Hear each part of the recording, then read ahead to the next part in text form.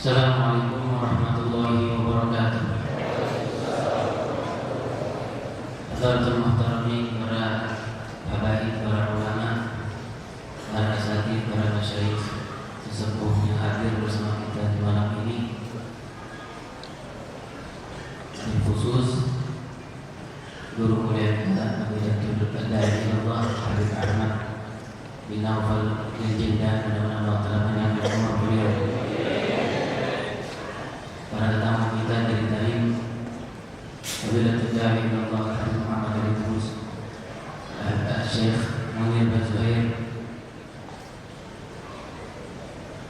Musyarif Majlis Muwasalah Habib Muhammad Al-Junaid, dan para tamu kita yang lain, Habib Sofyan Basyaitan, dan yang lainnya. Semoga Allah Subhanahu wa taala menjaga umur mereka dalam sehat walafiat. Amin ya rabbal alamin. Fahamdan bi rabbil khassana bi Muhammadin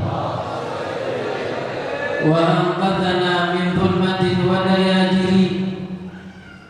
Alhamdulillahi alladhi hadana bi'abdihi al-mukhtari man da'ana ilayhi bil idni wa qad nadana labbaika ya man dallana wa hadana. Sallallahu wa sallama wa baraka alaihi wa ala alihi. Alhamdulillahi alladhi jama'ana fi hadzal majma'il karim al-mubarak. Limpahan puji kehadirat Allah Subhanahu wa taala yang selalu membuka pintu pengampunan.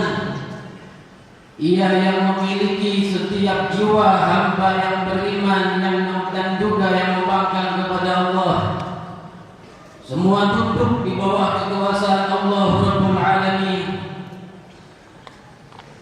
Dan di malam ini Ia kumpulkan kita dalam majlis yang dimuliakan dengan beristighfar. Semoga Allah Subhanahu wa taala ampuni dosa kita sekalian. Amin ya rabbal alamin. Istighfar yang kita baca di dalam majlis ini merupakan pengakuan dari kita hamba yang lemah dengan banyak kesalahan dan dosa ke hadirat Allah Subhanahu wa taala. Dan begitu sifat mereka para mukminin, mengaku banyak salah di hadapan Allah dan memandang bahwa dosa mereka seperti gunung di atas yang siap selalu jatuh di atas kepalanya. Rasulullah SAW pernah menggambarkan antara perbedaan munafik dan orang muslimin mukminin. Beliau mengatakan bahwa kaum mukminin melihat dosa mereka seperti gunung di atas yang siap jatuh di atas kepala mereka, dan orang munafikin melihat dosa mereka seperti lalat yang hinggap di hidung mereka kemudian diusir begitu saja. Yang artinya apa? Artinya setiap saat mukminin selalu ketakutan dengan dosa mereka dan mengharap ampunan dari Allah Subhanahu wa taala. Dan dengan kabar gembira dari Rasul sallallahu alaihi wasallam, mereka lebih lagi disemangati untuk beristighfar. Rasul katakan dalam hadis, "Tuba liman wujida fi sahifatihi istighfaran katsiran."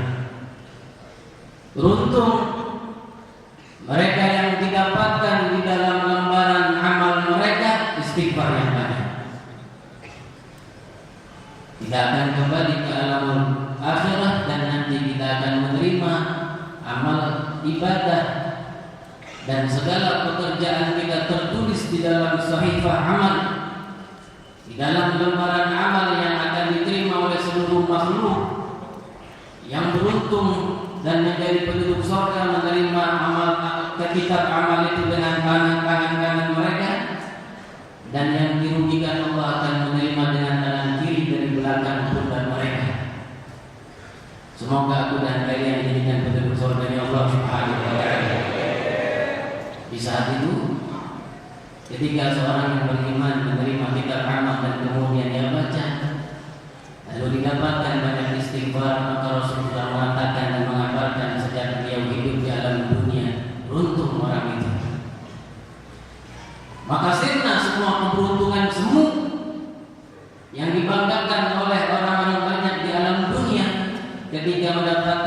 masalah duniawi, kemudian mereka gembira dan mengatakan aku beruntung. Beruntung mungkin sesaat. Beruntung iya mungkin satu hari. Beruntung iya mungkin satu minggu. Tetapi apa gunanya keberuntungan di dunia walaupun berpuluh tahun kalau mendatangkan kerugian di alam akhirat. Tapi ini khabar dan berita datang langsung dari Sayyidina Muhammad. Mereka beruntung yang beristighfar banyak di alam dunia. Hadirin hadirat yang dimuliakan Allah,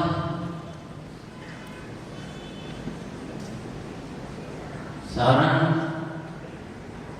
ulama besar di zaman terdahulu yang bernama Imam Wahab bin Munabbih. Beliau menyebutkan di dalam satu riwayatnya bahwasanya beliau membaca di salah satu kitab yang diturunkan Allah Subhanahu wa taala, tertulis di situ, barang siapa yang beristighfar kepada Allah taala di bulan Rajab, mengangkat tangannya sebanyak 70 kali dengan mengatakan Rabbighfirli warhamni wa tub alayya lan tamassala nar jillah. Tertulis di situ, yang melakukan hal demikian tidak tersentuh kulitnya oleh neraka Allah Subhanahu wa taala.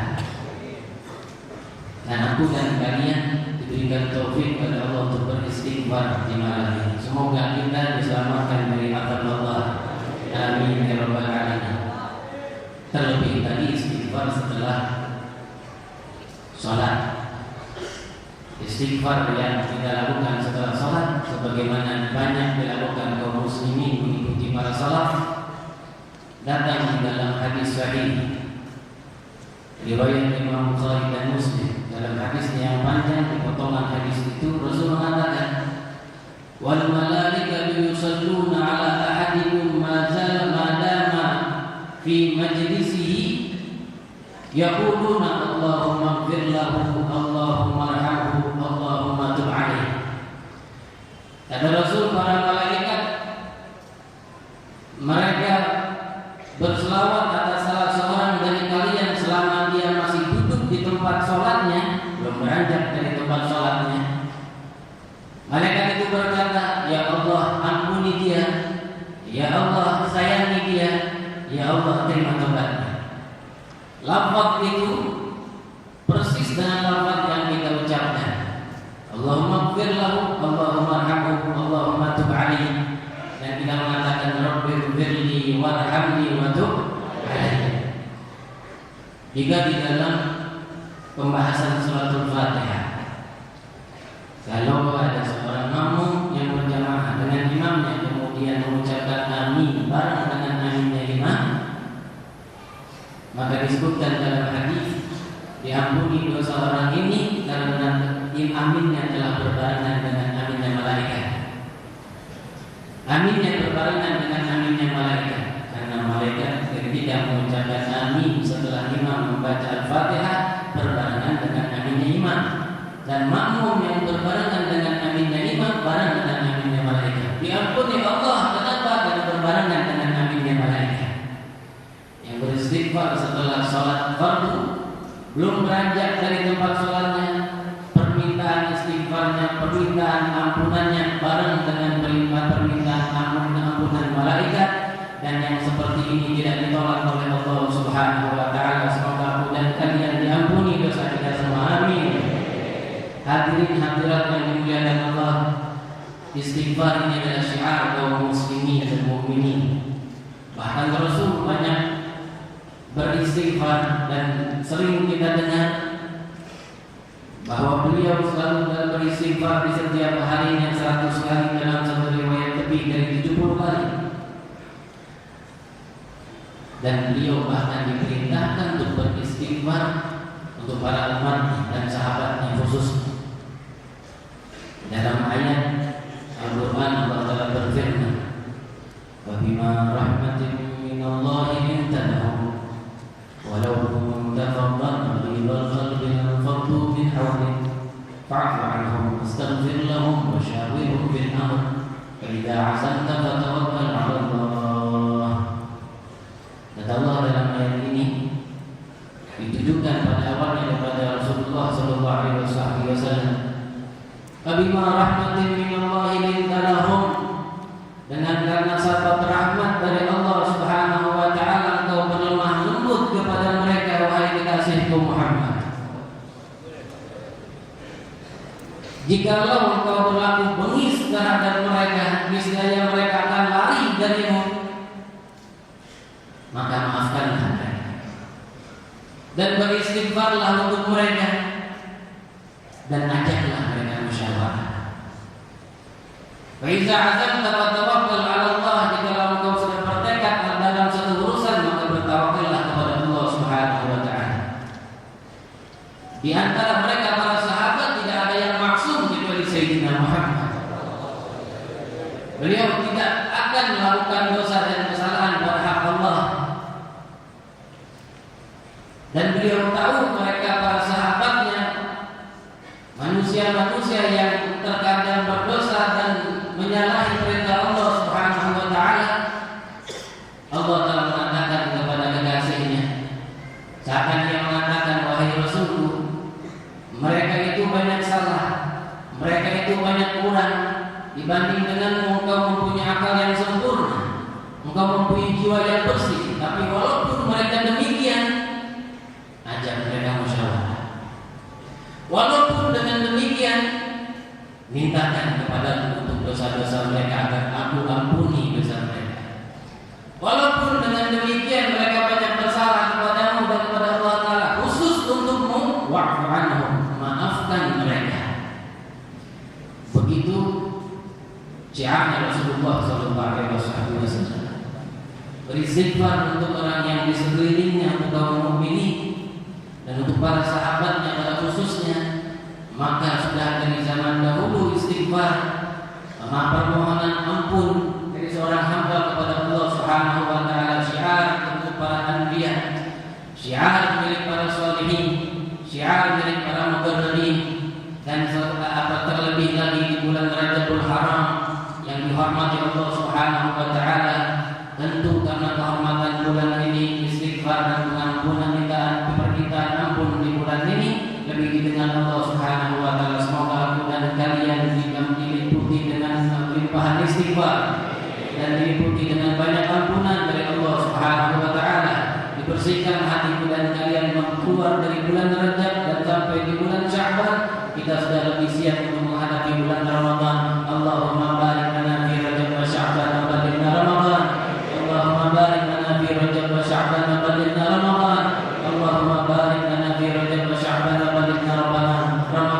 Rabbana hab lana min azwajina wa dhurriyyatina qurrata a'yun waj'alna lil muttaqina imama. Rabbana ighfir lana dhunubana wa kaffir 'anna sayyi'atina wa tawaffana ma'al abrar. Rabbana atina fid dunya hasanah wa fil akhirati hasanah wa qina 'adzabannar. Sallallahu ala sayyidina Muhammadin nabiyil ummi wa ala alihi wa sahbihi wasallam. Walhamdulillahi rabbil alamin. Wassalamualaikum warahmatullahi wabarakatuh. Hadirin dimuliakan kepada Allah, ini malam kedatangan tamu agung, tamu-tamu yang datang dari Hadramaut.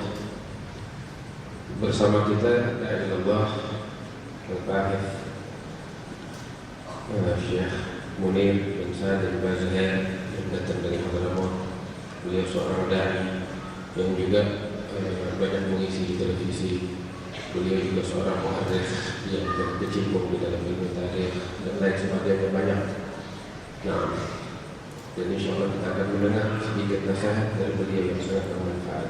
Sebagaimana di tengah-tengah kita juga datang kepada kita seorang tamu yang sangat saya cintai dan saya banggakan, yaitu Dai Allah Al-Habib Muhammad bin Abdullah bin Ali bin Imam Al-Qutb Al-Habib Abdullah bin Idrus bin Ali Al-Idrus, yang mudah-mudahan kedatangan beliau membawa manfaat untuk kita sekalian. InsyaAllah kita semua akan mendengar sedikit nasihat dari masing-masing mereka. Buka telinga kita, hati kita, apa yang mereka sampaikan, jadikan pedoman di dalam kehidupan kita. Mudah-mudahan akan membawa manfaat yang sangat besar untuk kita sekalian. Mengadastami ila karim min adai Allah Syekh Munir bin Sa'ad Al-Bazahir, yang insyaAllah akan diterjemahkan oleh Dai Allah الشهادة والإسلام المختار. وعلى محمد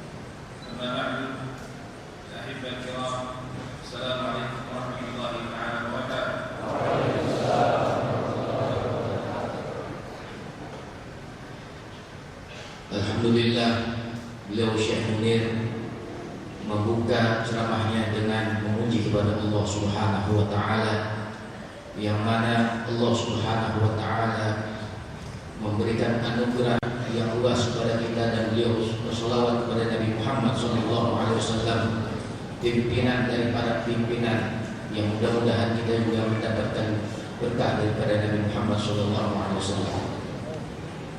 Alhamdulillah الذي أنعم علينا وعليكم بنعمة الإسلام وكفى بها النعمة.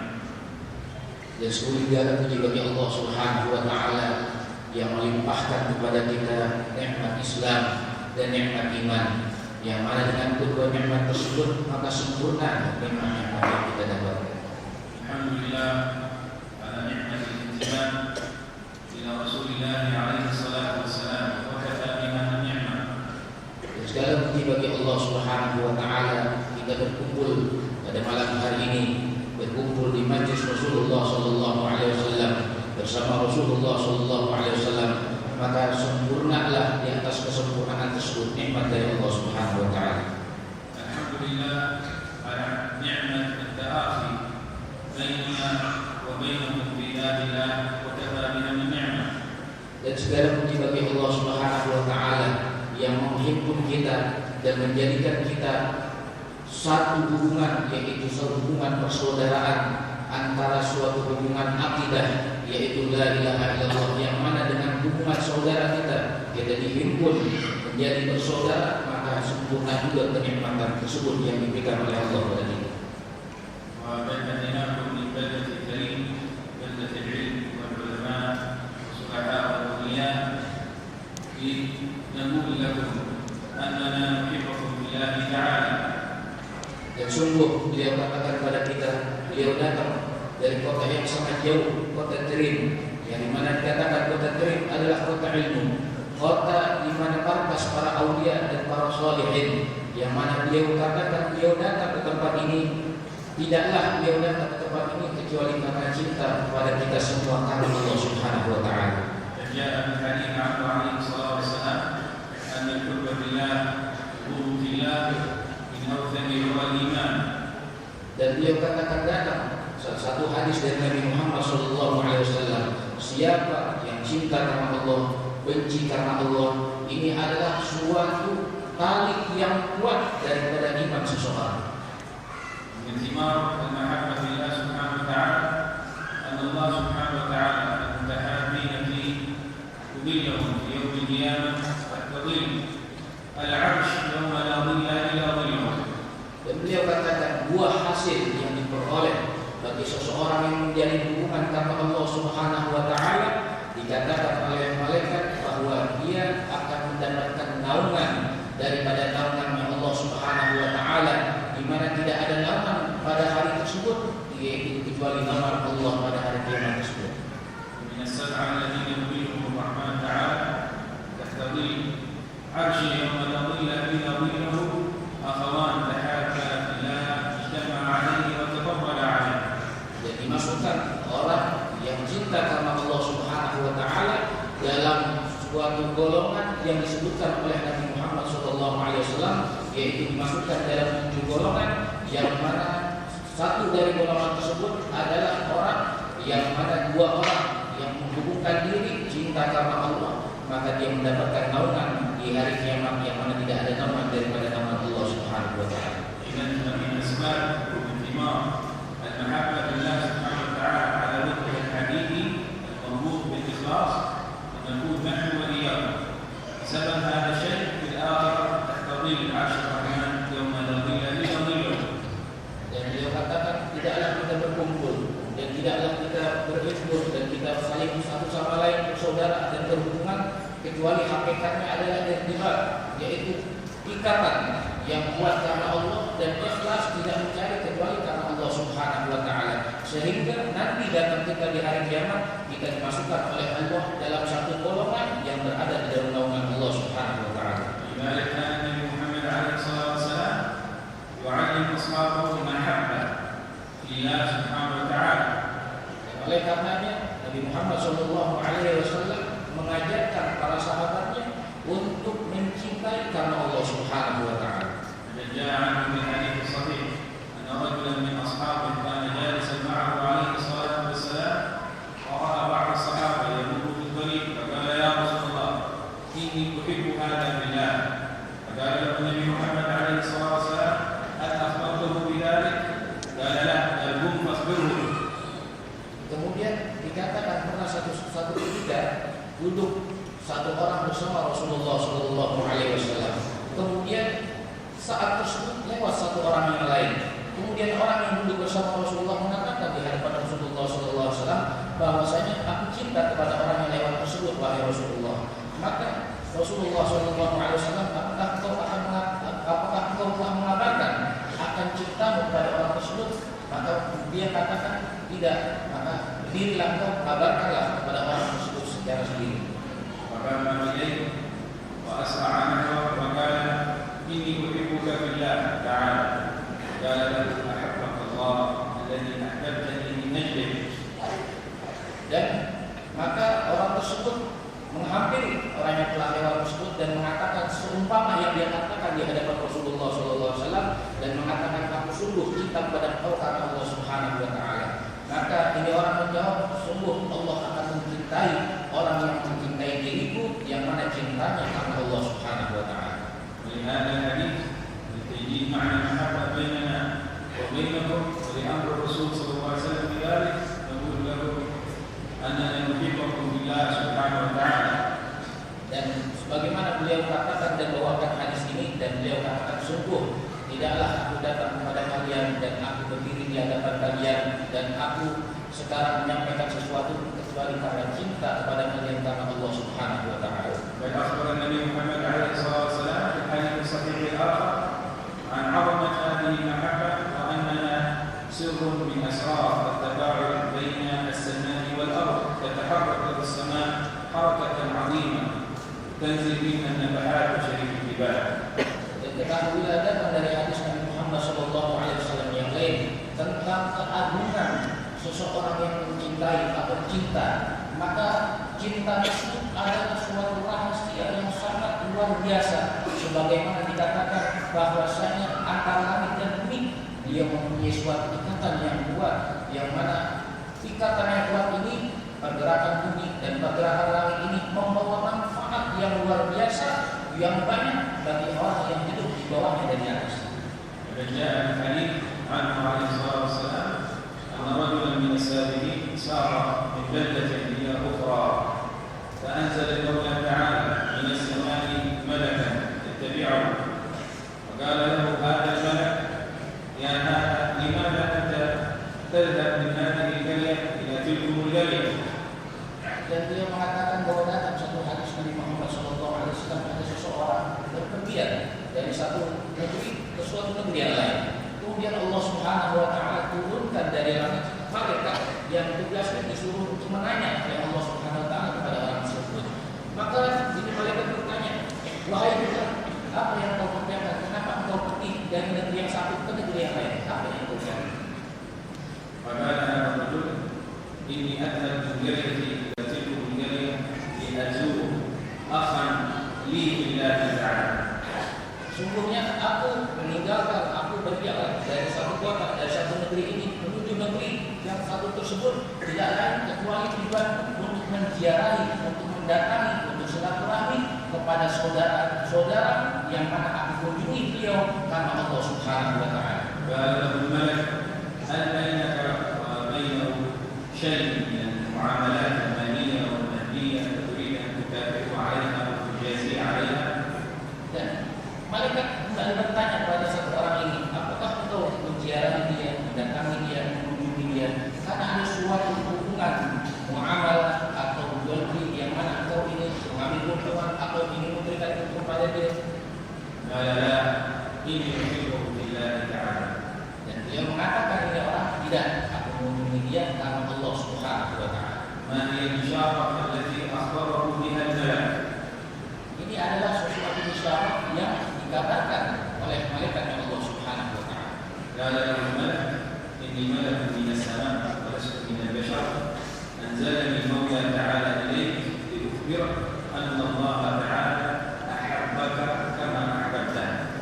Dan mengatakan malaikat ini kepada orang yang ingin mengunjungi saudaranya karena Allah, sesungguhnya aku ini bukanlah manusia, dan sesungguhnya aku adalah malaikat yang mana Allah turunkan diriku ke muka bumi ini.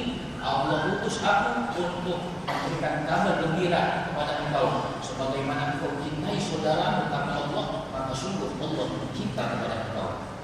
ماذا نستفيد من هذا الحديث؟ Apa yang kita bisa ambil manfaat daripada hadis yang kita telah sebutkan ini? أولا نستفيد أن السماء وعطايا الله جل وعلا تتنزل على المتحابين في الله تعالى. Manfaat yang pertama, sesungguhnya langit dan pemberian Allah Subhanahu wa taala turun kepada seseorang yang mengunjungi, bersilaturahmi dan menziarahi saudara karena Allah Subhanahu wa taala. إذن المحبة بالله من أسباب تفاعل رضوان الرب سبحانه وتعالى على عباده. Dan ketahuilah sebab mahabbah cinta karena Allah Subhanahu wa taala dia sebab turunnya karunia dan keridhaan Allah Subhanahu wa taala dari rahmat Allah bagi kita sekalian. فإذا صدرت من واحد كان محبوبا عند الله سبحانه وتعالى، أما إذا صدرت من جمع كبير كان الكل محبوبين عند الله. وإذا كان الكل قد أحبهم الله سبحانه وتعالى لا شك أن الأرض تعمر بالخير ويظهر فيها النور. Dan ketahuilah kalau seandainya seseorang itu bersandar pada satu orang yang dicintai oleh Allah Subhanahu wa taala, bagaimana kiranya apabila kita bersandar, kita berkumpul kepada suatu tempat yang mana suatu tempat tersebut ada perkumpulan yang besar yang dicintai oleh Allah Subhanahu wa taala, maka kita akan mendapatkan suatu pemberian yang luar biasa dari Allah Subhanahu wa taala. الأمر الثاني الذي نستفيده من الحديث أن النبي محمد عليه الصلاة والسلام جاء يعلمنا المحبة. Dan manfaat yang kedua yang kita bisa tarik dan kita bisa ambil daripada hadis ini, bahwasanya Nabi Muhammad SAW mengajarkan kepada kita tentang bagaimana kita mencintai atau bagaimana kita menyebutkan rasa cinta. جاء يعلمنا المحبة بمعناها الأوسع بيننا كأفراد من البشر ذكورا وإناثا وبيننا وبين جميع كائنات هذا الكون. Dan bahwasanya makna arti dari mahabbah ini sangat luas, yaitu cinta antara seorang laki-laki pada seorang perempuan atau pada sesuatu dan seluruh daripada hal-hal yang ada di alam ini. لذلك النبي محمد عليه الصلاة والسلام يعلمنا من أحب الخلق إلى الله سبحانه وتعالى. Dan Nabi Muhammad SAW itu mengajarkan kepada kita siapa manusia yang paling dicintai oleh Allah Subhanahu wa taala. ويخبر النبي محمد عليه الصلاة والسلام وهو الصادق المصدوق أن أحب الخلق إلى الله سبحانه وتعالى أنفعهم لعياله، يعني أنفعهم لخلقه. Dan Nabi Muhammad SAW mengabarkan kepada kita dalam satu hadisnya bahwasanya orang yang makhluk yang paling dicintai oleh Allah dan manusia yang paling dicintai oleh Allah adalah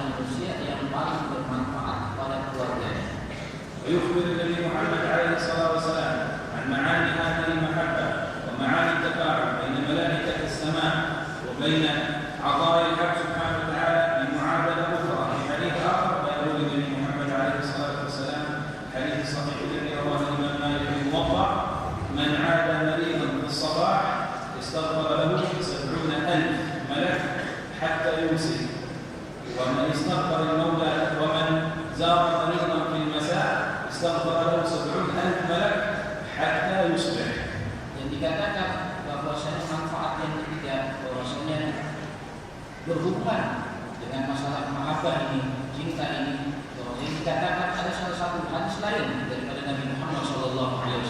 Siapa yang mengunjungi orang yang sakit daripada hamba Allah umat Nabi Muhammad SAW pada pagi hari, maka sungguh akan memintakan ampun 70.000 malaikat buat orang yang mengunjungi sakit tersebut, yang mana memintakan ampun malaikat tersebut sampai sore hari.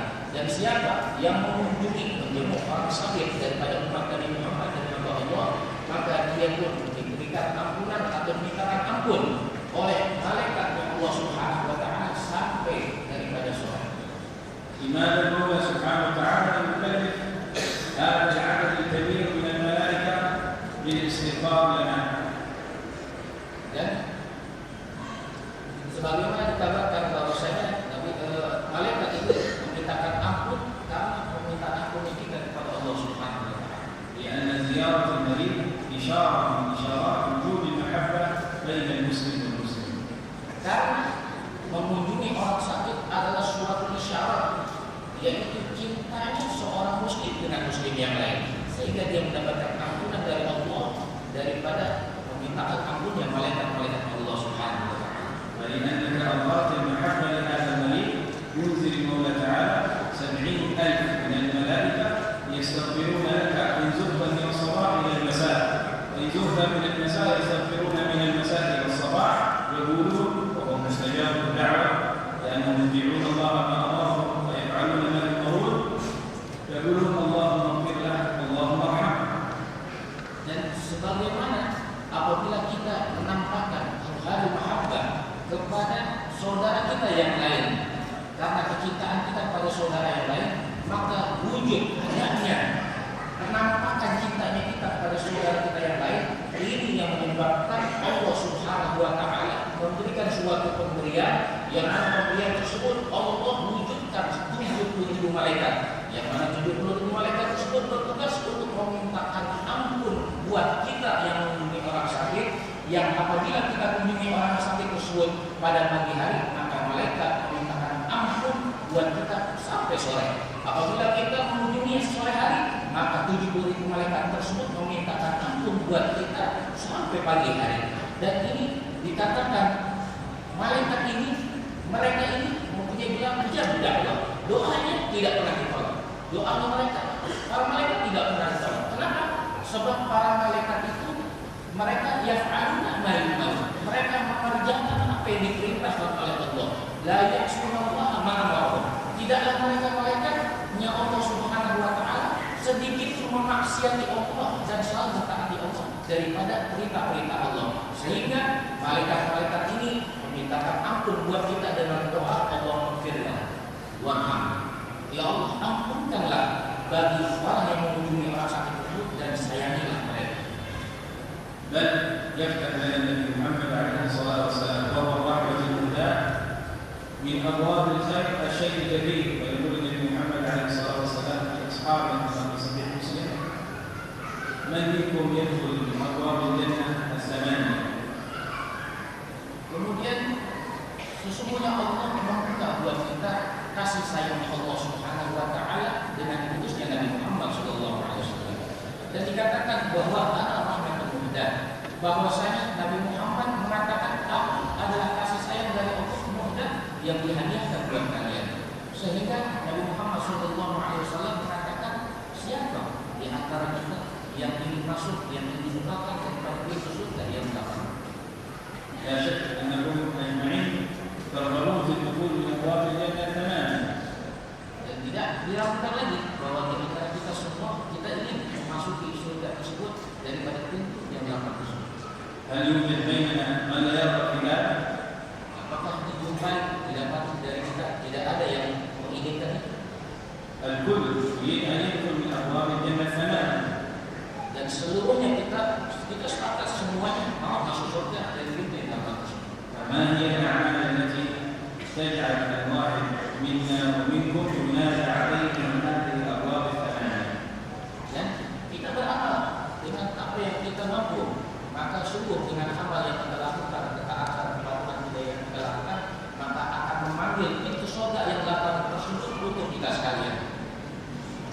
النبي لهم عليه الصلاة والسلام من أصبح منكم صائما اليوم.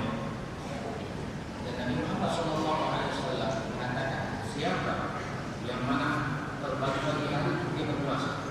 قال سيدنا أبو بكر أنا يا رسول الله. Dan menunjuk Sayyidina Abu Bakar, saya Rasulullah. من عاد منكم مريضا اليوم. Maka ditanya lagi sama Rasulullah, siapa yang pada pagi hari ini telah mengunjungi orang sakit? يا سيدنا أبو بكر أنا يا رسول الله. Maka Sayyidina Abu Bakar menjawab, saya Rasulullah. من شيع منكم جنازة اليوم. Kemudian ditanya sama Rasulullah, siapa di antara kalian yang mengurusi jenazah, melayani, kemudian menziarahi, kemudian menampangi? Maka Sayyidina Abu Bakar mengatakan, saya Rasulullah. من منكم تصدق صدقة اليوم. Ya Rasulullah bertanya lagi, siapa yang pada pagi hari ini bersedekah pada hari ini? قال سيدنا أبو بكر أنا يا رسول الله حينما خرجت وجدت كسرى من الخبز في البيت فأخذتها وقررت بها على محتاج فأعطيته إياه. Kata Sayyidina Abu Bakar, saya Rasulullah. Aku dapati tidaklah aku keluar dari rumah, kemudian aku dapati di rumahku ada sesuatu buah roti. Maka aku lewati, setelah aku keluar rumah, aku dapati orang yang butuh dari makanan tersebut dan aku berikan dan aku sedekahkan itu roti tersebut. قال إن أبا بكر يدخل من أبواب الجنة من أيها شاء. Maka mengatakan Rasulullah SAW, sesungguhnya Sayyidina Abu Bakar bin Siddiq ini dia memasuki surga dari pintu manapun yang dia sukai, yang dia inginkan. وهذه الأعمال التي مر بها سيدنا أبو بكر هي أعمال متعلقة بمحبة الآخرين والإخوان في المجتمع. Dan ini yang sebagaimana disebutkan bahwa Sayyidina Abu Bakar itu melakukan suatu amalan yang mana berkaitan dengan cintanya dia pada amal-amalan yang mendekatkan dia kepada akhirat. يا الدليل Kunjungi orang sakit, الصدقة bersedekah, اتباع الجنازة.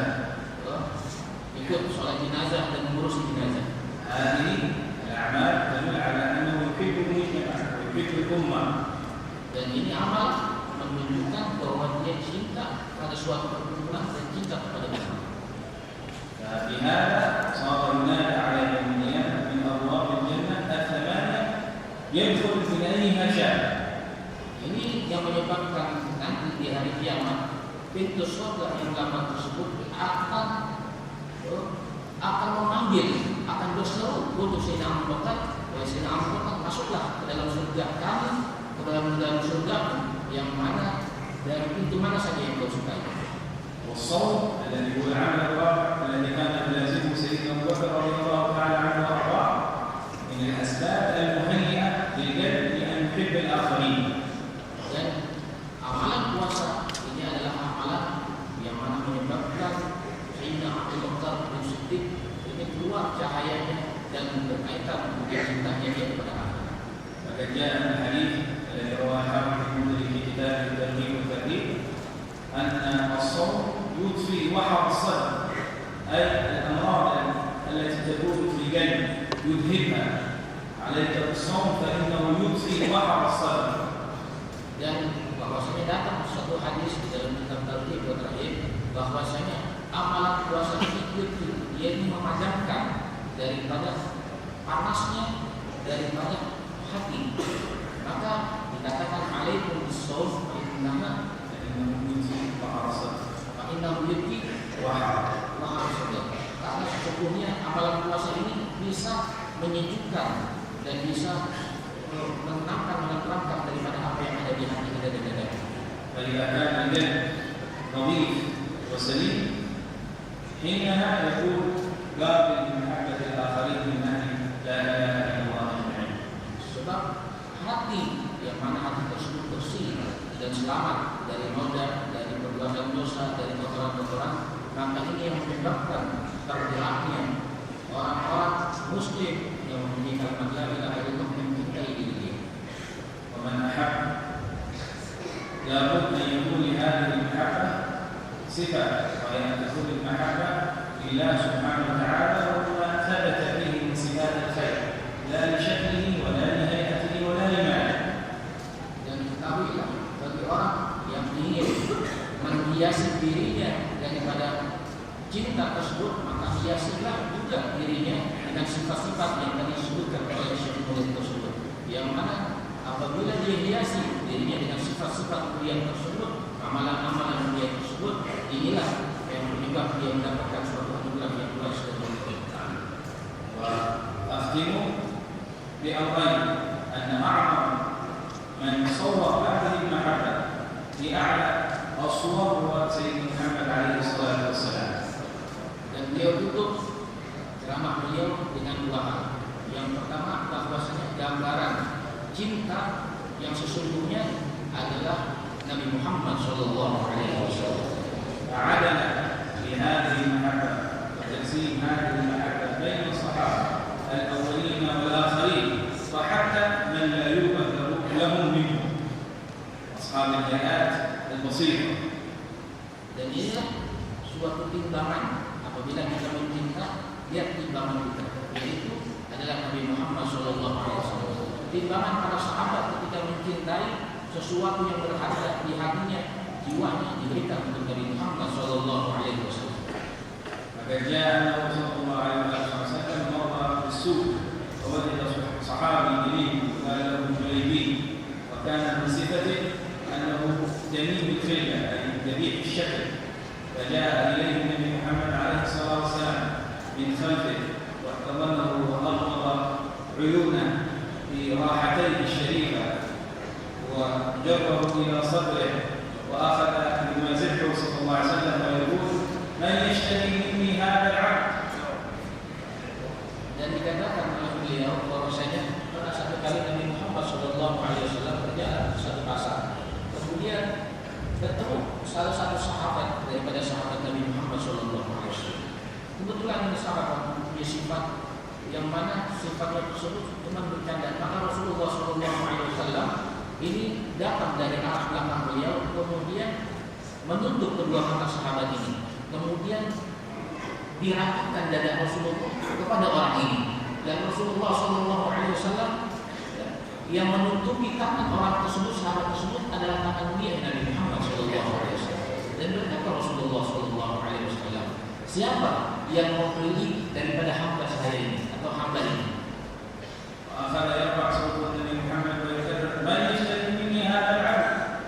Dan Nabi Muhammad SAW mengangkat suaranya, siapa yang mau beli? Ini hamba, ini budak.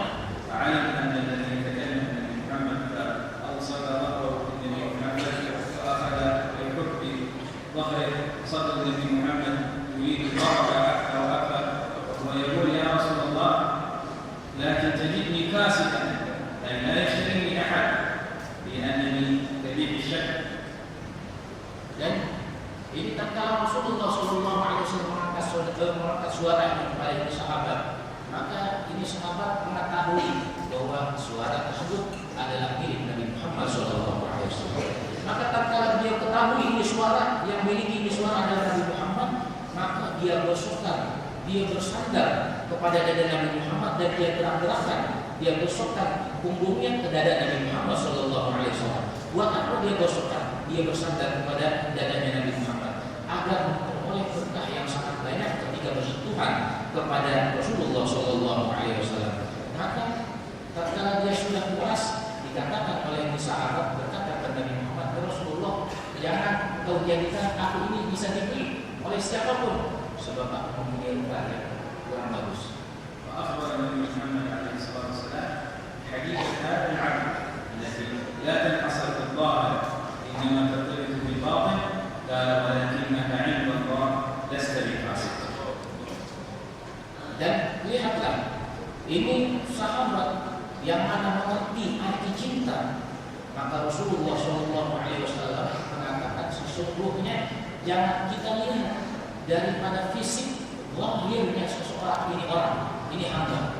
Sebab sesungguhnya dia mempunyai suatu gambaran batin yang luar biasa, yang mana dia mencintai, yaitu Nabi Muhammad SAW.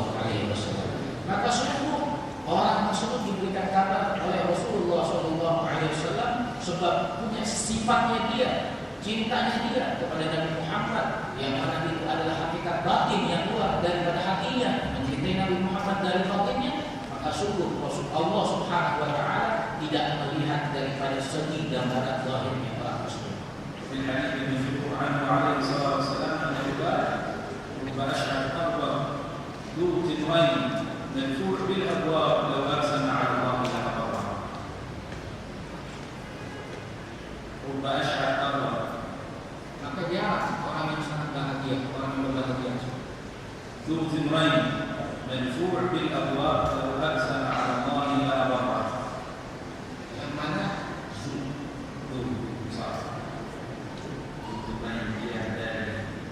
yang mana mempunyai baju dua baju. Ya, orang yang bahagia yang mana cuma punya dua baju. لو أقسم على الله بتحكيم أمر لأبره. Kalau seandainya dia mendapatkan pemberian Allah Subhanahu wa taala, maka adalah amal.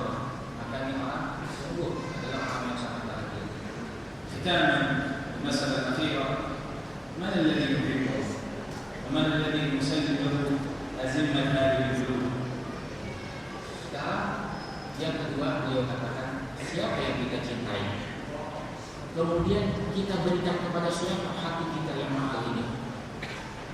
يقول أهل المعرفة: لا تصاحب إلا من إذا ذكرت الله تعالى ذكره معك. Janganlah engkau bersahabat kecuali orang yang mengingat Allah, dan Allah ketika kita melihat dia mengingatkan kita kepada Allah Subhanahu wa taala. ومن إذا غفلت عن الله ذكرك به. Dan jangan kita bersahabat kepada orang yang lalai, yang mana dengan kelalaian tersebut kita bisa dibuat lalai dari Allah Subhanahu wa taala.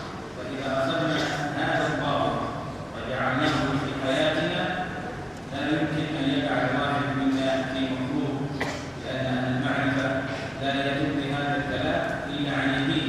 لا تصاحب إلا من إذا ذكرت الله سبحانه وتعالى ذكره معك، وإذا غفلت عن الله تعالى ذكرك به. Dan sungguh dari dua hal ini, maka sungguh ini model buat kita. Jangan berikan hati kita yang mahal ini, dan jangan berikan hati kita yang mahal ini. Sebab orang yang mengetahui sesungguhnya dia tidak mungkin memberikan hati yang mahal ini kepada selain orang yang tadi disebutkan oleh ahli ma'rifah, yaitu apabila kita mengingatnya, maka kita mengingat Allah Subhanahu wa taala, maka kita juga akan diingatkan oleh dia kepada Allah Subhanahu wa taala. Dan jangan bersahabat kepada orang yang lalai, yang mana dengan kelalaian tersebut kita bisa dibikin lalai kepada Allah Subhanahu wa taala. وهم هؤلاء الذين ذكروهم أهل الحكمة هم المعنيين بيوم الحج تعالى في كتابه العزيز: يا أيها الذين آمنوا اتقوا الله وكونوا مع الصالحين. Dan ketahuilah yang tadi disebutkan bahwasanya hal-hal yang disebutkan tadi itu masalah persahabatan, maka Allah Subhanahu wa taala mengatakan di dalam salah satu firman-Nya, Allah katakan, ya ayyuhalladzina amanu taqullaha wa kunu ma'as shadiqin. Wahai orang-orang yang beriman, hendaknya kalian semua bertakwa kepada Allah, dan hendaknya keadaan kalian selalu bersama orang-orang yang shadiqin, yaitu mereka lah orang-orang yang mengenal Allah Subhanahu wa taala. والمرء كما يقول النبي الأكرم عليه الصلاة والسلام: على دين خليله لا ينظر أحدكم من يخالف. Dan seseorang ini itu tergantung kepada siapa yang berteman, kepada siapa dia berteman. Sebab Nabi Muhammad SAW mengatakan, ad-dinu al-mar'i al-mar'u ala dini khalihi. Seseorang itu tergantung daripada agama temannya. Maka lihatlah, perhatikanlah kepada siapa kita berteman. Sebab dengan teman tersebutlah bisa membawa kita takut kepada Allah, takut kepada Allah, dan bisa dengan teman tersebut membawa kita lalai dan jauh dari Allah Subhanahu wa taala. والأزمة في عصرنا هذا في زماننا هذا أزمة صحبة. Dan ketahuilah, zaman sekarang ini yang kita perlukan, yaitu semangat kita adalah semangat bagaimana kita memilih sahabat. فإذا انتشرت صحبة الخير اندحرت وذهبت صحبة الشر. Kalau seandainya kita sudah memilih di dalam kehidupan kita bersahabat kepada mereka orang-orang baik, maka akan berlalulah orang-orang yang buruk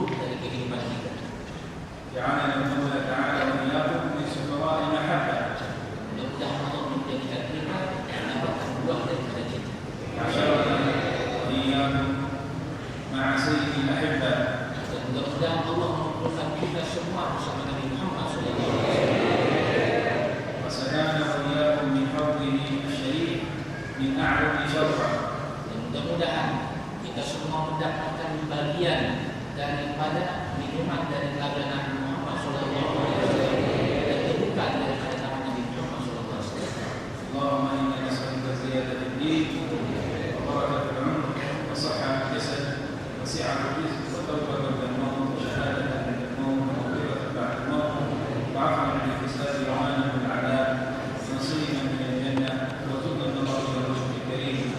صلى الله وسلم على سيدنا محمد وعلى آله وأصحابه أجمعين والحمد لله رب العالمين والعافية منكم. السلام عليكم ورحمة الله وبركاته.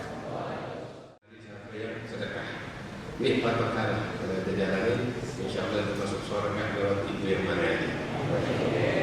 Bawa pulang biasa ini akhlak dengan Muhammad SAW. Wah, itulah bukti cinta kita pada Rasulullah. Sekarang kita dengan usaha ternyata Allah Muhammad Abdullah Nabi Muhammad terus dan Nabi yang terus Tuhan bermanfaat untuk kita sekalian ada wujud yang terlibat insyaallah.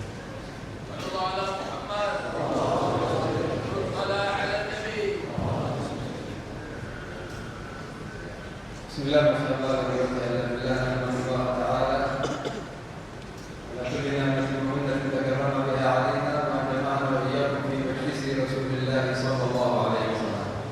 Segala puji kehadirat Allah Subhanahu wa taala yang mana Dia telah memberikan anugerah kepada kita semua di dalam segala kenikmatan dan anugerah oleh Allah Subhanahu wa taala serta mengumpulkan kita di dalam majlis Rasulullah sallallahu alaihi wasallam. Majlis Rasulullah sallallahu alaihi wasallam innama huwa majlis ilmi wa ilm. Yang mana majlis Rasulullah sallallahu alaihi wasallam sesungguhnya adalah majlis ilmu dan juga majlis bersifat hilm, yaitu saling pemaaf atau berbuat baik. Kullu man qabala Nabi sallallahu alaihi wasallam raja'a bi ziyadatin fil ilmi wal hilmi wa kullu man hadara majlisan min majalis Rasulillah sallallahu alaihi wasallam raja'a bi ziyadatin fil ilmi wal hilmi. Setiap orang yang bertemu dengan Rasulullah SAW pulang dari pertemuan tersebut dengan bertambahnya ilmu dan juga kehaliman atau kedermawanan yang ada pada diri beliau kepada diri orang-orang tersebut. Begitu pula orang-orang yang hadir dalam majlis Rasulullah SAW tidaklah keluar dari majlis tersebut terkecuali keluar dengan membawa tambahan daripada ilmu serta sifat kedermawanan tersebut. تصير بعد ذلك جميع مجالسنا أينما كنا وحيثما كنا مجالس العلم والعلم. Sehingga kita selalu berjalan di dalam setiap perkumpulan kita dan setiap pertemuan-pertemuan kita, insya Allah Ta'ala merupakan pertemuan-pertemuan di dalam ilmu. Adapun ilmu tersebut didapati dengan cara menuntut ilmu. Dan sifat kedermawanan tersebut didapati dengan berusaha untuk berdermawan.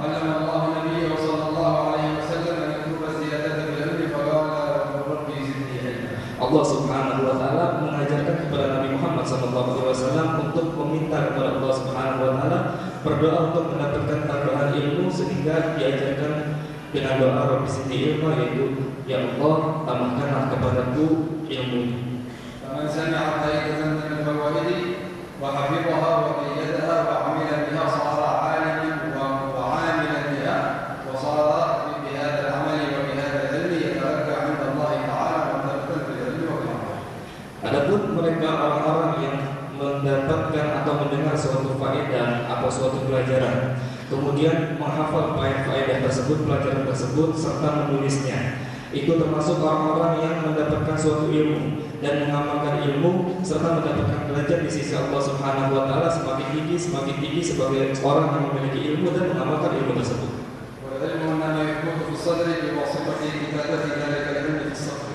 Adapun ilmu tersebut akan kokoh di dalam dada seseorang dikarenakan atau disebabkan dengan adanya ikatan, yaitu dengan ditulisnya terhadap tulisan atau daftar buku-buku orang tersebut. كان الصحابة رضي الله عنهم يسمعون من رسول الله صلى الله عليه وسلم آيات القرآن فيكتبونها، فمنهم من يكتبها في جريد النخل، ومنهم من يكتبها في الرباع، ومنهم من يكتبها في غيرها من الآلات البسيطة، ولكنهم كانوا يهتمون بذلك حتى يزدادوا عند الله تعالى علما.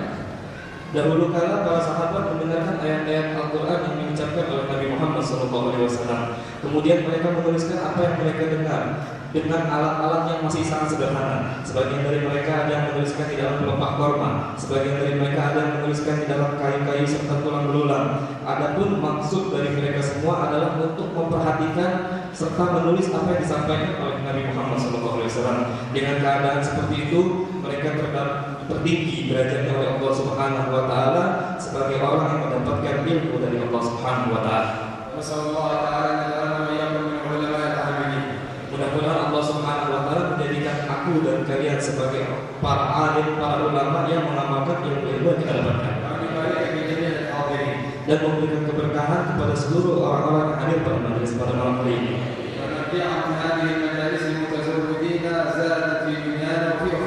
Dan kita keluar dari majelis-majelis ini sebagai orang-orang yang mendapatkan harta, baik harta di dunia ataupun harta yang di akhirat.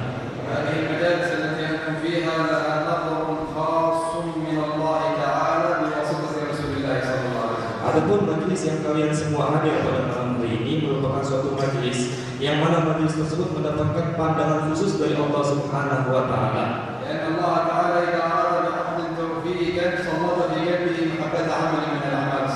Dan majelis tersebut menjadi mulia atau mendapatkan pandangan khusus karena dikaitkan dengan Rasulullah SAW.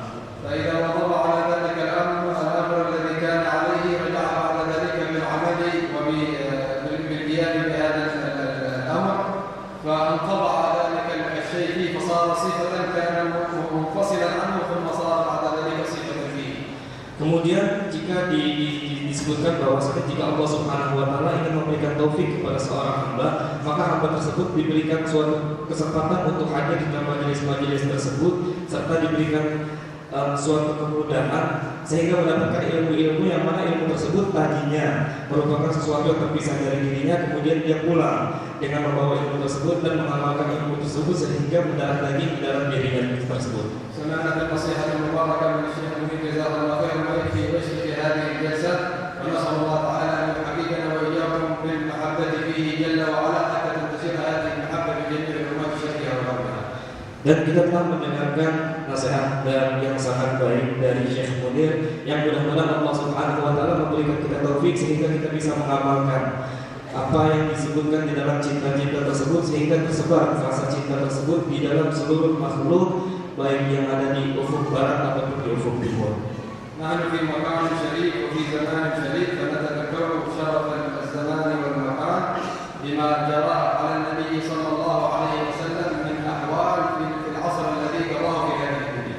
Dan kita pada malam hari ini berada di dalam suatu tempat yang mulia dan berada pada waktu yang mulia sehingga pada kesempatan ini kita akan menyebutkan waktu dan tempat yang mulia tersebut sebagaimana telah ditakdirkan oleh Allah Subhanahu wa taala. Kita berada di suatu tempat rumah dari Allah, rumah Allah Subhanahu wa taala.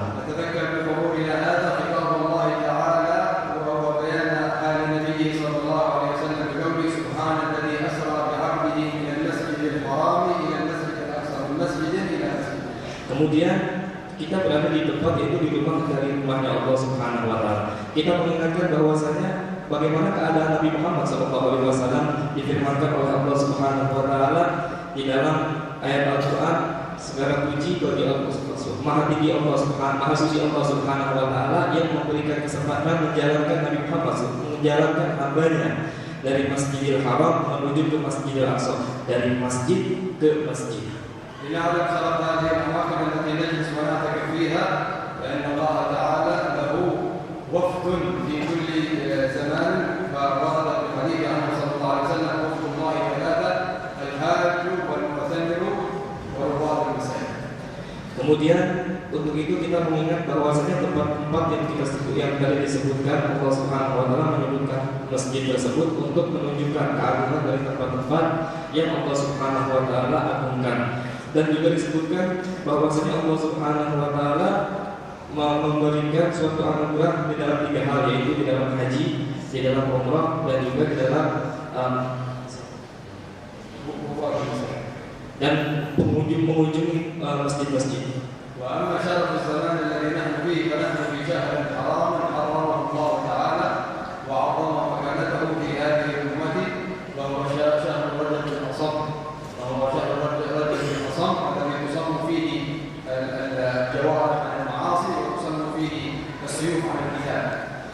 Dan untuk mengingatkan bahwasanya kita berada pada waktu yang sangat mulia, yang mana kita pada malam hari ini berada di waktu yaitu di bulan yang diagungkan oleh Allah Subhanahu wa taala, bulan yang dimuliakan, yaitu bulan Rajab Ashar.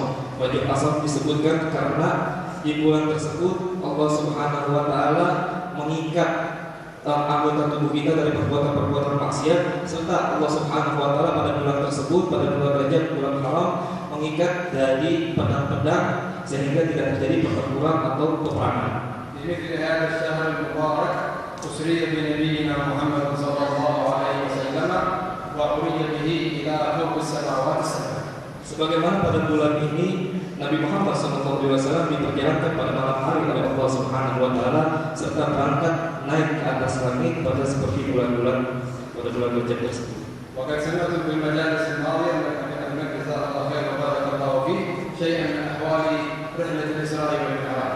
Dan kalian telah mendengar pada pertemuan sebelumnya yang telah dijelaskan oleh Sayyid Ahmad Jindan mengenai keadaan Nabi Muhammad SAW pada perjalanan beliau pada malam Isra wal Mi'raj. وفي ليلة الإسراء والمعراج أوحى الله تعالى إلى عبده ما أوحى عن شيء عظيم. Dan pada malam Isra wal Mi'raj Allah Subhanahu wa taala memberikan wahyu kepada hamba-Nya yaitu Nabi Muhammad SAW suatu pemberian yang sangat agung. في ليلة الإسراء والمعراج أعطى الله تعالى نبيه المحبوب لديه هدية عظيمة. Dan pada malam Isra wal Mi'raj Allah Subhanahu wa taala memberikan hadiah yang sangat agung kepada kekasihnya. هدية رسول الله صلى الله عليه وسلم قد تمت في تلك الليلة بأن كشف الله تعالى له الحجاب الذي لم يكشفه لجبريل ولا لإبليس. Hadiah apa? Hadiah yang sangat agung yang telah diberikan oleh Allah Subhanahu wa taala kepada Nabi Muhammad pada malam Lailatul Isra wal Mi'raj.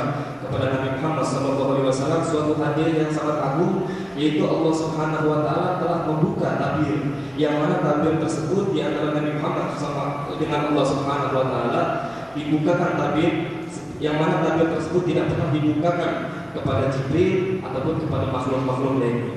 أراد النبي صلى الله عليه وسلم أن يكون لهذه الأمة نصيبا من مقابلة الله تعالى والوثوق بين يديه. Dan Nabi Muhammad SAW menginginkan bahwasanya kita semua umat dari Nabi Muhammad SAW mendapatkan bagian ketika pertemuan Nabi Muhammad SAW dan telah sampai kepada Allah Subhanahu wa taala sehingga seluruh umat dari Nabi Muhammad SAW mendapat bagian dan keberkahan dari pertemuan tersebut. Sehingga Allah Subhanahu wa taala memberikan kepada Nabi Muhammad perintah untuk salat. Dan pada hakikatnya salat tersebut merupakan hubungan antara seorang hamba kepada sang pemilik.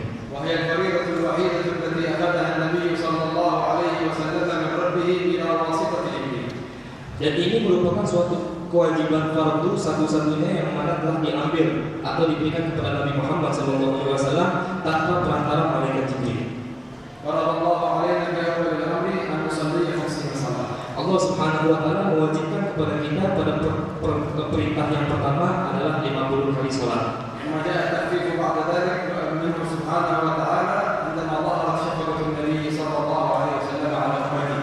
Kemudian Allah Subhanahu wa taala meringankan perintah tersebut dari 50 salat diringankan lagi oleh Allah Subhanahu wa taala ketika Allah Subhanahu wa taala melihat bagaimana rasa kasih sayang Nabi Muhammad SAW dan kasihan atas keberatan atas umat Nabi Muhammad SAW. Sehingga Allah Subhanahu wa taala menjadikan yang tadinya 50 salat tersebut wajib dilakukan oleh umat Nabi Muhammad SAW menjadi 5 salat, akan tetapi 5 salat tersebut mendapatkan pahala 50 kali salat. Allah Ta'ala Nabi kunna khamsun wa lahunna ajrun 50 qadaitu fariidati wa khaffaftu 'ala ibadi.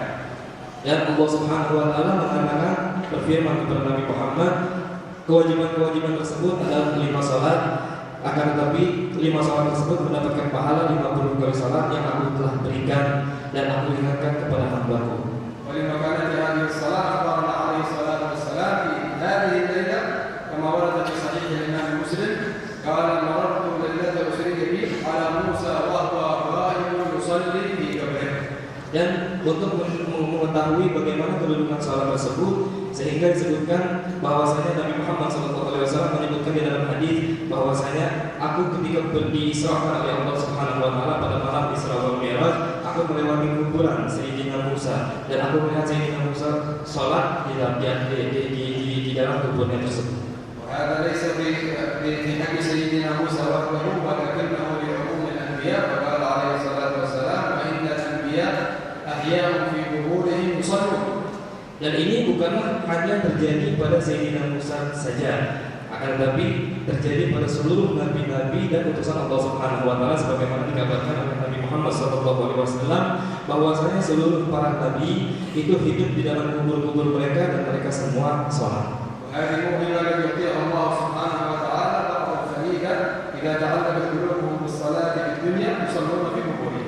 Dan ini merupakan hadiah yang mana Allah Subhanahu Wa Taala memberikan kepada hamba-hambanya jika hati dari hamba-hamba tersebut memiliki hubungan yang sangat kuat di dalam sholat, maka dia akan terus melakukan sholat baik di dunia ataupun mereka setelah wafat dari atau keluar dari dunianya itu.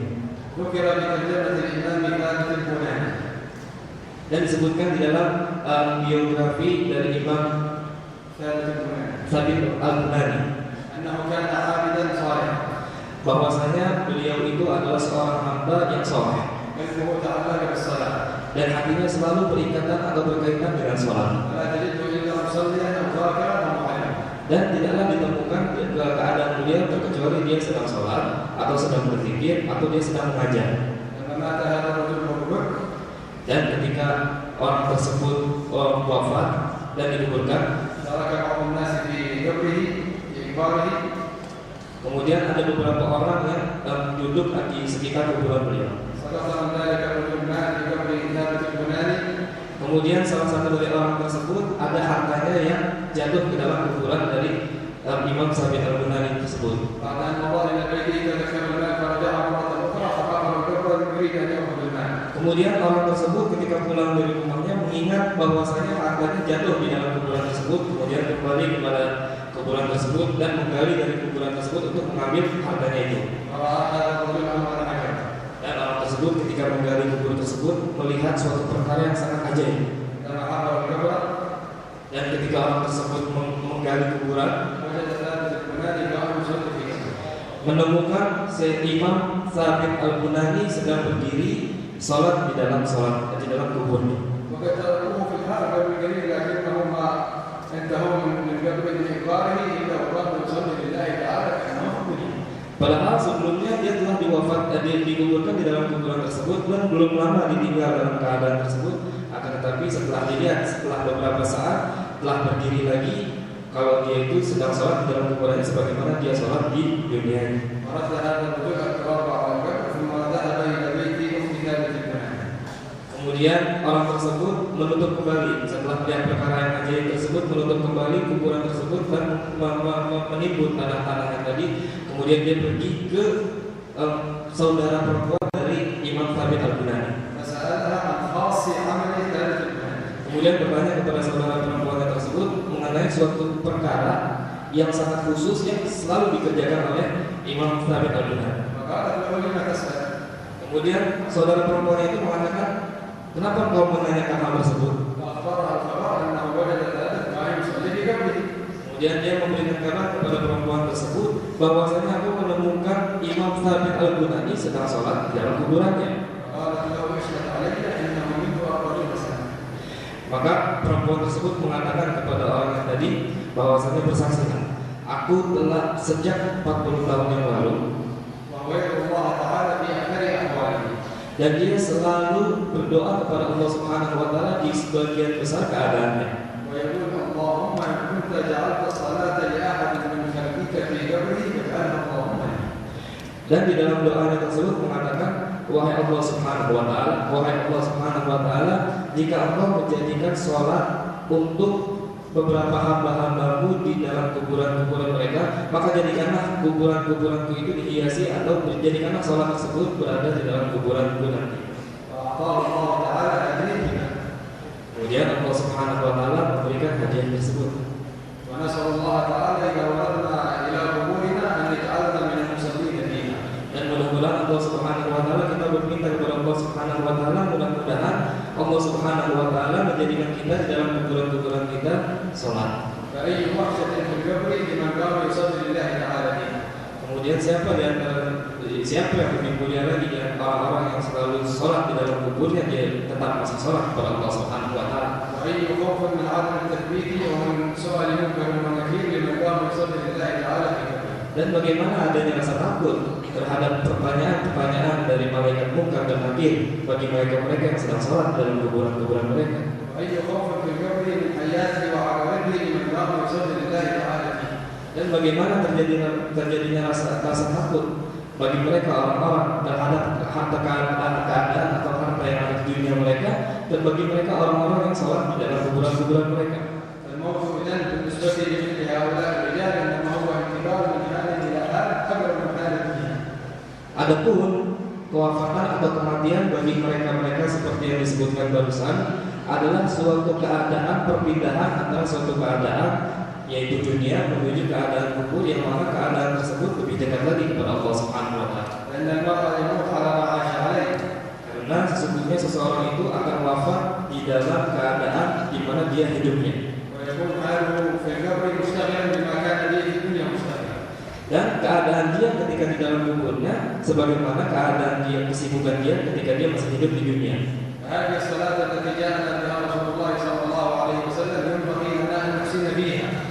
Dan salat ini yang mana telah didatangkan oleh Nabi Muhammad SAW, maka sepatutnya bagi kita untuk memperbaiki salat kita tersebut.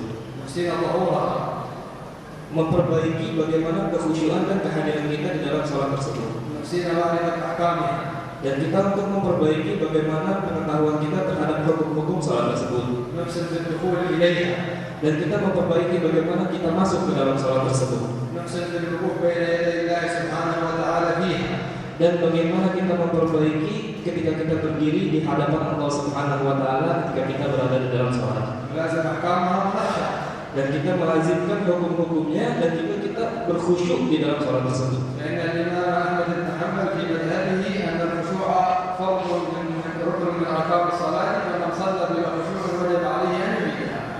Sesungguhnya di dalam madhab Imam Ahmad bin Hanbal mengatakan bahwasanya khusyuk merupakan rukun dari salat, yang mana jika seseorang salat tanpa adanya khusyuk, maka wajib baginya untuk mengulangi salat tersebut. Dan barang siapa yang memperbaiki salatnya,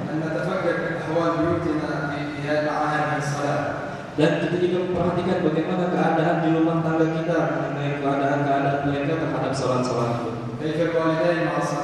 Bagaimana kedua orang tua kita terhadap salat, bagaimana saudara dan saudari kita di rumah tentang keadaan mereka dengan salat, bagaimana anak-anak kita dan tetangga kita terhadap salat. Dan kita menyebarkan salat-salat ini, karena salat ini merupakan hadiah dari Allah Subhanahu wa taala. Karena jika salat itu telah tersebar di antara seluruh umat muslim, maka Allah Subhanahu wa taala akan mengangkat dari umat muslim tersebut segala bala bencana. Dan segala keburukan dan bala bencana yang ada pada muslim ini karena adanya kelalaian mereka terhadap salat mereka. Karena salat itu akan mendoakan seorang muslim, sebagai disebutkan bahwasanya salat tersebut akan mendoakan seorang yang melakukan salat tersebut, ya Allah, jagalah orang ini sebagaimana orang ini menjagaku. Dan salat tersebut juga mendoakan keburukan kepada orang yang melalaikan salat tersebut, sehingga salat tersebut berdoa kepada Allah Subhanahu wa taala, wahai Allah, lalaikan dia. Dan berapa banyak orang-orang muslim sekarang dilalaikan atau dicampakkan sebagaimana mereka telah mencampakkan salat. Dan mudah-mudahan Allah Subhanahu wa taala memberikan rasa cinta kepada kita sehingga kita mencintai salat.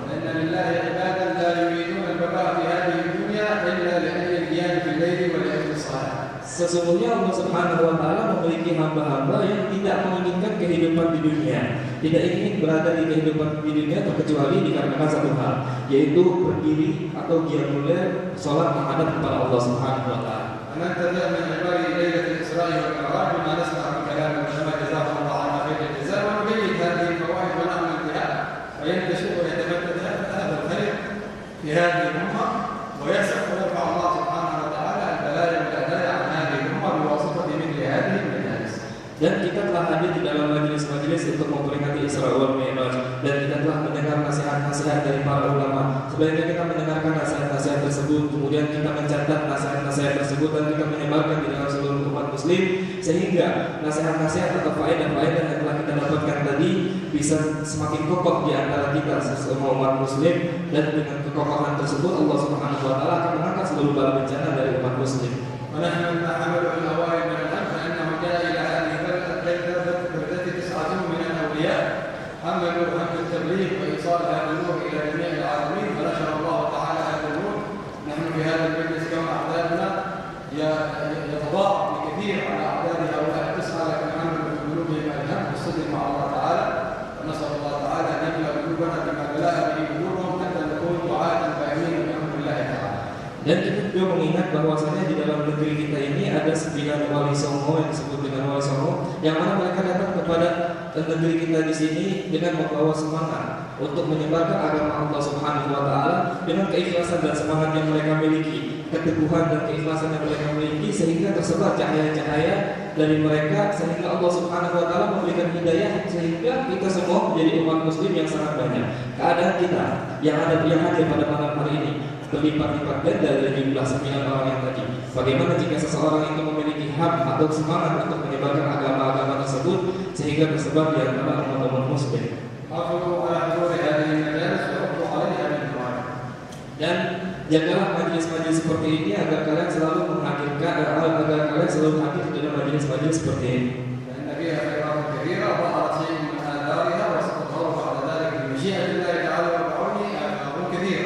Dan sesungguhnya majelis-majelis tersebut terdapat kebaikan-kebaikan, yang mana kebaikan-kebaikan tersebut akan muncul atau akan kalian lihat suatu saat kelak, yang mana kebaikan tersebut akan disebarkan oleh Allah Subhanahu wa taala. Dan mudah-mudahan Allah Subhanahu wa taala memberikan keberkahan atas pendiri dari majelis-majelis ini. Mudah-mudahan Allah Subhanahu wa taala memberikan pertolongan kepada mereka-mereka para pendiri.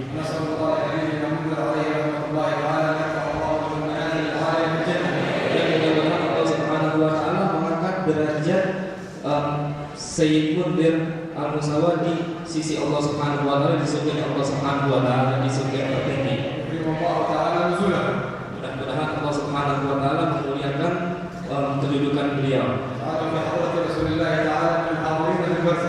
Dan mudah-mudahan Allah Subhanahu wa taala menjadikan dia sebagai orang yang berkumpul dengan hadrat Nabi Muhammad sallallahu alaihi wasallam. Dan mudah-mudahan Allah Subhanahu wa taala memberikan keberkahan kepada keturunan-keturunan beliau dan anak-anak beliau. Dan bagi mereka murid-murid beliau serta para pegawai-pegawai beliau.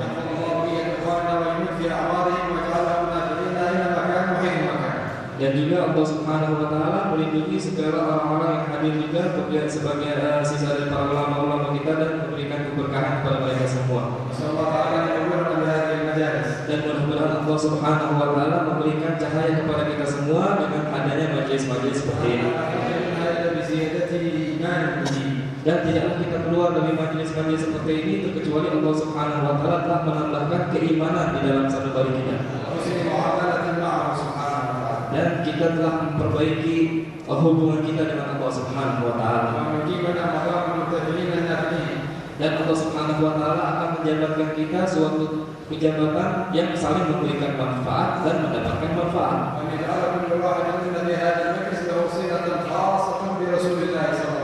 Dan menjadikan setiap orang yang hadir di dalam majelis-majelis ini memiliki hubungan yang khusus dengan Nabi Muhammad SAW. Dan menjadikan dia selalu bersama dengan Rasulullah SAW. Dan selalu mencintai Rasulullah SAW. Sampai dia